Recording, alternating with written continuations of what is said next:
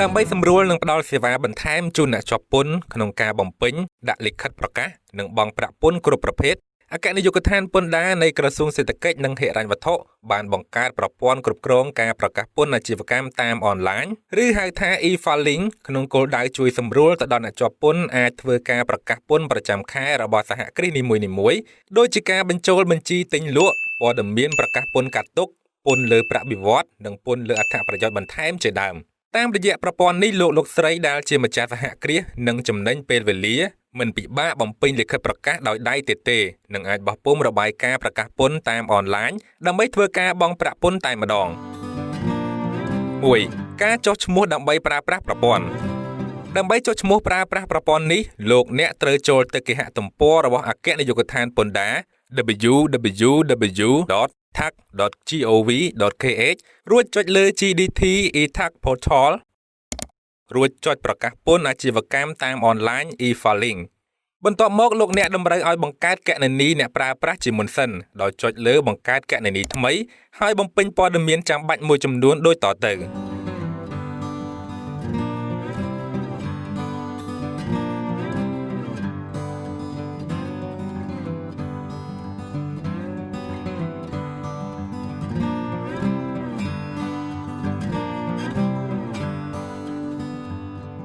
សូមបើកចូលអ៊ីមែលចុចលើសារដែលបានផ្ញើចូល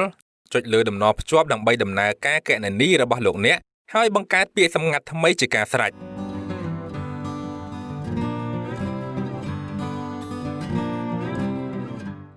ការចូលប្រើប្រាស់ប្រព័ន្ធសូមចូលប្រព័ន្ធដោយប្រើអ៊ីមែលនិងលេខសម្ងាត់ដែលបានបង្កើតបន្ទាប់មកចុចលើ icon ប្រព័ន្ធគ្រប់គ្រងការប្រកាសពន្ធអាជីវកម្មតាមអនឡាញបន្ទាប់មកសូមបញ្ចូលនៅព័ត៌មានសហគ្រាសដែលបានចុះបញ្ជីពន្ធដារត្រឹមត្រូវរួចហើយចុច Get Now ដើម្បីកំណត់ IP address ដោយស្វ័យប្រវត្តិបញ្ចូលលេខអត្តសញ្ញាណកម្មសារពើពន្ធលេខកាតសម្គាល់ការចុះបញ្ជីពន្ធដារលេខទូរស័ព្ទម្ចាស់ភាគហ៊ុនឈរឈ្មោះលើបានប៉ាតង់បើត្រឹមត្រូវប្រព័ន្ធនឹងផ្ញើលេខកូដ6ខ្ទង់ចូលលេខទូរស័ព្ទសូមយកលេខកូដនោះបញ្ចូលក្នុងប្រអប់ដើម្បីផ្ទៀងផ្ទាត់នេះជាព័ត៌មានសហគ្រាសដើម្បីធ្វើការប្រកាសពន្ធដើម្បីចាប់ផ្ដើមសូមចុចលើប៊ូតុងបញ្ចូលព័ត៌មានប្រកាសពន្ធក្នុងទំព័រដើមនេះជាព័ត៌មានលម្អិតរបស់សហគ្រាសដើម្បីធ្វើការប្រកាសពន្ធប្រចាំខែតាមរយៈប្រព័ន្ធ e-filing នេះបានលោកស្រីត្រូវបំពេញព័ត៌មានជាចាំបាច់ទាំង3ដូចជាទី1ព័ត៌មានអាករលើតម្លៃបន្ថែមបញ្ជីធានានុប្រវត្តិទិញលក់ទី2ព័ត៌មានពន្ធកាត់ទុក3ព័ត៌មានពន្ធប្រាក់បៀវត្សនិងពន្ធលើអត្ថប្រយោជន៍បន្ថែមសូមបញ្ចូលព័ត៌មានទិញលក់ក្នុងនោះលោកអ្នកត្រូវបែងចែកឲ្យបានច្បាស់ដោយខ្លួនឯងថាតើព័ត៌មានដែលនឹងបញ្ចូលនេះជាព័ត៌មានរបស់ទីស្នាក់ការកណ្ដាលឬជារបស់សាខាបើជារបស់សាខាសូមជ្រើសរើសឈ្មោះរបស់សាខានិងកាលបរិច្ឆេទហើយបើទីស្នាក់ការកណ្ដាលសូមជ្រើសរើសកាលបរិច្ឆេទឧទាហរណ៍ទីស្នាក់ការកណ្ដាលការបញ្ចូលការទិញទំនិញនិងសេវាធាតុចូលសូមចុចលើប៊ូតុងបន្ថែមថ្មី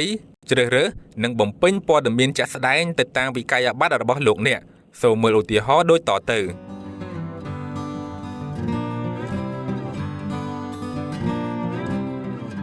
រួចចុចប៊ូតុងរក្សាទុកសូមធ្វើការបញ្ចូលដូចគ្នានេះទៅតាមតម្រូវការរបស់លោកអ្នកដោយគ្រាន់តែចុចប៊ូតុងបន្ថែមថ្មីជាបន្តបន្ទាប់ការបញ្ចូលការលក់ទំនិញនិងសេវាធាតុចេញសូមចុចលើប៊ូតុងបន្ថែមថ្មីនិងបំពេញព័ត៌មានជាក់ស្ដែងទៅតាមវិក័យប័ត្ររបស់លោកអ្នកសូមមើលឧទាហរណ៍ដូចតទៅ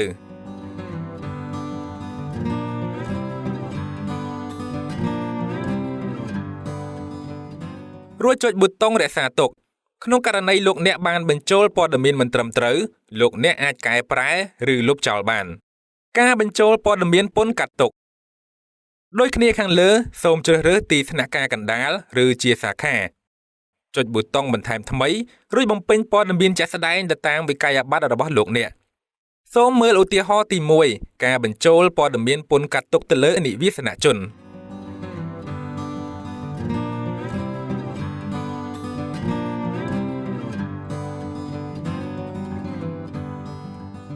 ឧទាហរណ៍ទី2ការបញ្ចូលព័ត៌មានពន្ធកាត់ទុកទៅលើអនិវាសនជន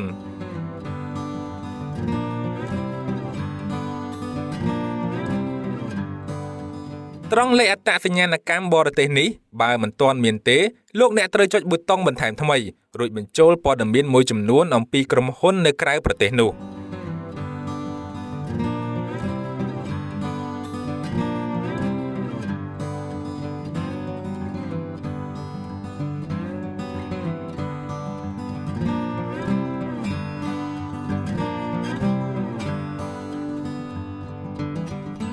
ការបញ្ចូលព័ត៌មានពន្ធលើប្រាក់បៀវត្សនិងពន្ធលើអត្ថប្រយោជន៍បន្ថែម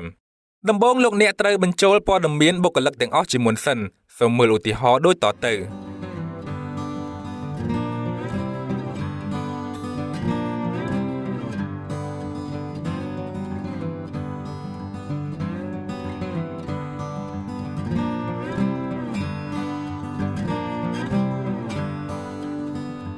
បន្ទាប់មកសូមចូលទៅប្រកាសពន្ធលើប្រាក់បៀវត្សនិងពន្ធលើអត្ថប្រយោជន៍បន្ថែមជ្រើសរើសទីស្នាក់ការកណ្ដាលឬសាខារួចចុចប៊ូតុងបន្ថែមថ្មីដើម្បីបញ្ចូលព័ត៌មានប្រាក់បៀវត្សនិយោជិត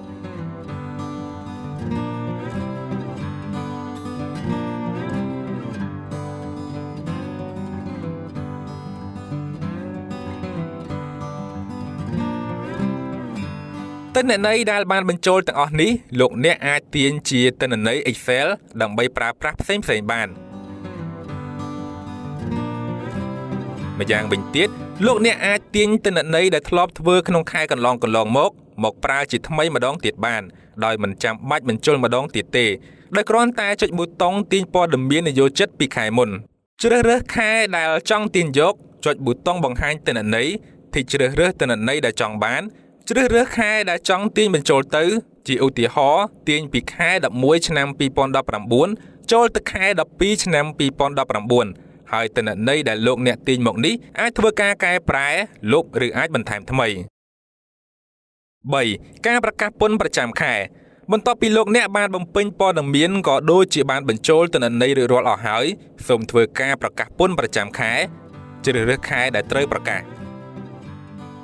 សូមជ្រើសរើសថាតើលោកអ្នកមានឥណទានយោងពីខែមុនឬមិនមានករណីបើមានសូមបញ្ចូលប្រភេទឥណទានយោងនោះជាលេខបាកូដសម្គាល់នៃទឹកប្រាក់នោះឬបំពេញចំនួនសាច់ប្រាក់តែម្ដងហើយសូមជ្រើសរើសឥណទានយោងទៅខែបន្ទាប់ឬស្នើសុំបង្វិលសងអតបរួចចុចប៊ូតុងរក្សាទុកសូមធ្វើការបោះពុម្ពលិខិតប្រកាសពន្ធប្រចាំខែដោយចូលទៅបញ្ជីប្រកាសពន្ធប្រចាំខែចុចប៊ូតុងបោះពុម្ព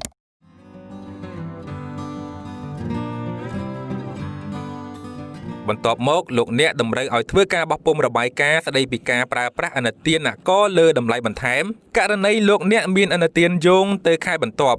ឬលោកអ្នកអាចបោះពុម្ពពាក្យស្នើសុំបង្វិលសងអាករលើតម្លៃបន្ថែមករណីលោកអ្នកស្នើសុំបង្វិលសងអតប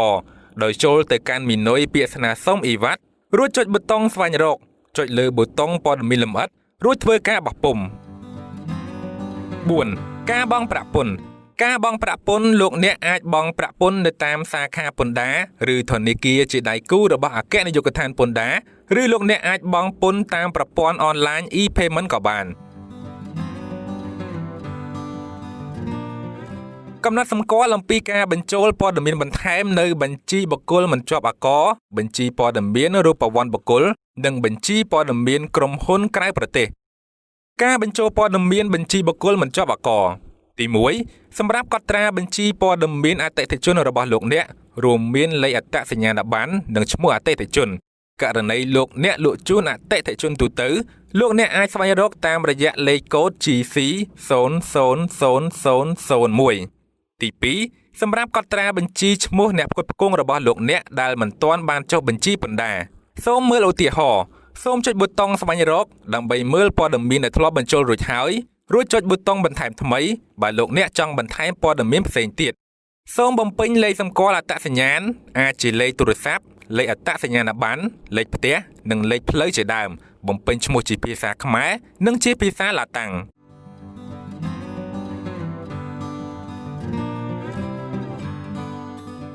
ការបញ្ចូលព័ត៌មានបញ្ជីព័ត៌មានរូបវ័ន្តបុគ្គលទី1សម្រាប់កត់ត្រាបញ្ជីឈ្មោះរូបវ័ន្តបុគ្គលក្នុងគោលដៅប្រកាសពន្ធកាត់ទុកទី2សម្រាប់កត់ត្រាបញ្ជីឈ្មោះបុគ្គលិករបស់លោកអ្នកក្នុងគោលដៅប្រកាសពន្ធលើប្រាក់បៀវត្សនិងអត្ថប្រយោជន៍បន្ថែមសូមមើលឧទាហរណ៍ សូមចុចប៊ូតុងបន្ថែមថ្មីរួចបំពេញព័ត៌មានជាក់ស្ដែងរបស់លោកអ្នកតាមលំណែនាំឧទាហរណ៍ដូចតទៅ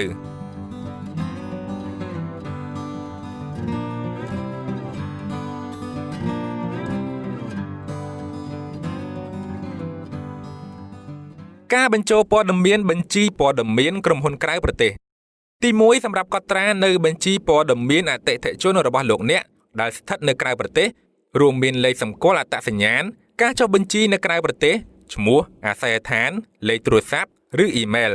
ទី2សម្រាប់កត់ត្រានៅបញ្ជីឈ្មោះអ្នកផ្គត់ផ្គង់របស់លោកអ្នកដែលស្ថិតនៅក្រៅប្រទេស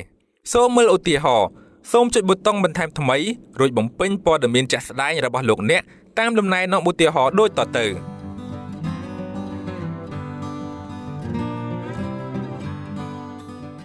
បើលោកអ្នកនៅមានចម្ងល់អំពីពន្ធដារសូមទូរស័ព្ទជជែកដោយផ្ទាល់ជាមួយមន្ត្រីជំនាញពន្ធដារដោយខលទៅកាន់លេខ1277ដែលឥតគិតថ្លៃឬផ្ញើសារឆ្លើយឆ្លងតាមរយៈកម្មវិធីទូរស័ព្ទ GDT Live Chat ដែលអាច download បានដោយគ្រាន់តែ scan QR code ទាំងនេះ